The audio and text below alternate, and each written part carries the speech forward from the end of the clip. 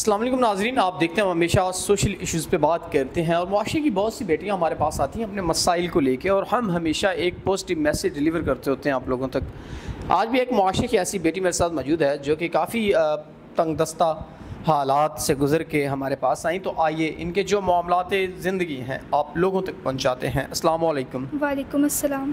اچھا، مجھے بتائیے گا کہ کیا معاملات زندگی ہیں، کیا پریشانیاں ہیں جن کی وجہ سے آپ پریشان ہیں؟ میری والدہ کے انتقال کے بعد میری والد نے دوسری شادی کر لی، اور جو میری سوتیلی ماں ہیں وہ مجھ پہ بہت ظلم کرتی ہیں۔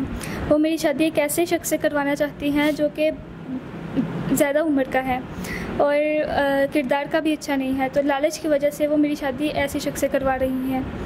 میری والدہ، میری سوتیلی ماں جو ہیں مجھ پہ ظلم کرتی ہیں، اور جب میں نے یہ بات اپنے باپ کو بتائی، اس سلسلے میں اپنے باپ سے بات کی، تو انہوں نے بھی میری بات سننے سے انکار کر دیا اور میرا ساتھ نہ دیا۔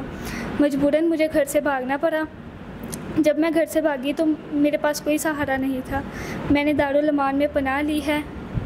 اب میں یہ چاہتی ہوں کہ کوئی شخص مجھ سے نکاح کرے، مجھے عزت دے، معاشرے میں میرے ساتھ رہے اور اچھے کردار کا شخص ہو۔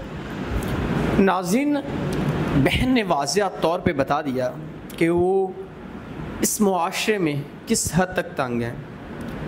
سوتیلی ماں نے تنگ کیا تو وہاں سے ایک ایسے شخص کے ساتھ وہ شادی کرنا چاہ رہی تھیں جو کردار کا صحیح نہیں تھا، نشہ وغیرہ کرتا تھا، غلط کام تھے اس کے، وہاں کروانا چاہ رہی تھیں۔ تو انہوں نے کہا کہ میں نے نہیں کرنا، تو وہاں سے مجبوراً ان کو بھاگنا پڑا، اور بھاگ کر انہوں نے دارالامان میں کچھ دن یہ رہیں، تو اب یہ ہمارے پاس آئیں اپنے اس مسئلے کو حل کروانے کے لیے۔ تو اب یہ چاہتی ہیں کوئی ایسا انسان، سنسیئر پرسن، جو ان کے معاملات زندگی اور ضروریات زندگی دونوں کا تحفظ کر سکتا ہے، تو وہ ان سے نکاح کر سکتا ہے۔ اب آپ کا اس دنیا میں کوئی نہیں ہے، آپ یوں لاوارث ہیں؟ جی، میں بس اتنا چاہتی ہوں کہ کوئی اچھا شخص مجھ سے نکاح کرے جو مجھے اپنی عزت بنائے اور بس میرے معاشرے میں میرے ساتھ چلے ہمیشہ۔